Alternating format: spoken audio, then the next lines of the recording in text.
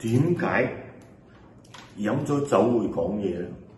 飲咗酒講嘢嗰個係好重要嘅，酒後吐真言。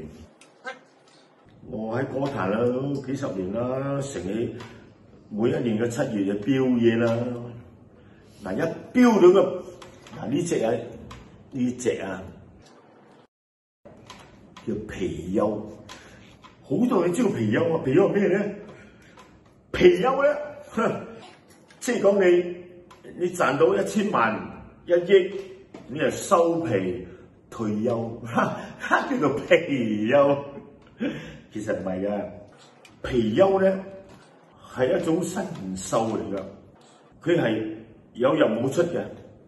我哋講，我周時喺宜蘭聖會咧講咧，如果你標翻呢個貔貅咧，你一摸貔貅頭，一世會出頭；一摸貔貅身，幸福過一生；再摸貔貅尾咧，一生好到尾。